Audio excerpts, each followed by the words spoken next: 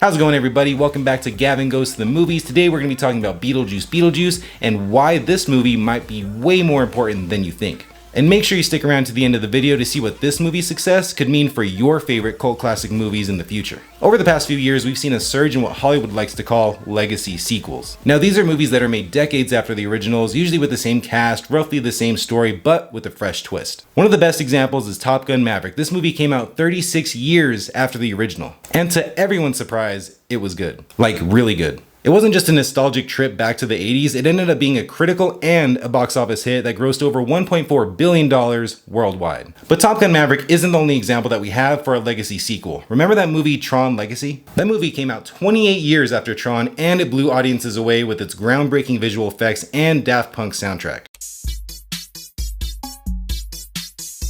And then we have Avatar: Way of the Water, which took over a decade to make. Even though it took over 10 years, it reaffirmed James Cameron's knack for storytelling and visual spectacles. Now, what makes Beetlejuice Beetlejuice stand out from this trend? What makes it so much different than these other legacy sequels? Well, it's not just another reboot, it's not just another sequel, it's a movie that's going to take us back to that weird, quirky Tim Burton world that he introduced us to over 30 years ago. It's been 84 years. But we're not just talking about the nostalgia factor here, we're looking way into the future. This could be a pivotal moment for Hollywood. Now, if Beetlejuice Beetlejuice does succeed, and I think it will, it could prove that there's still room for creativity and bold storytelling in the movie industry. See, it has the potential to show that us moviegoers want more than just superhero movie after superhero movie or reboot after reboot. We're open to going back to these weird, sometimes forgotten movies of our past.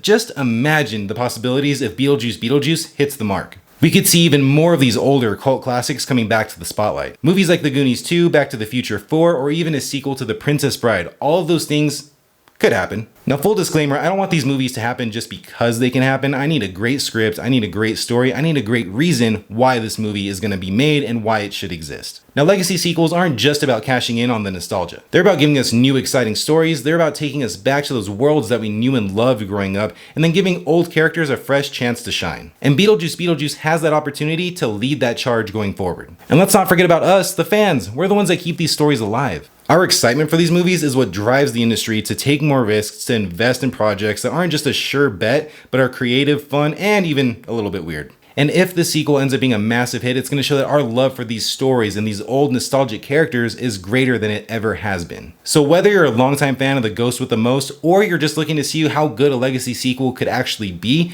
Beetlejuice Beetlejuice might be the movie to do it. It could be the movie that makes Hollywood rethink what stories they could tell and what they should tell.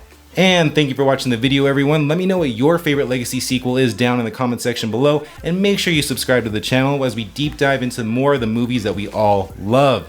Until the next video, everyone, see you later.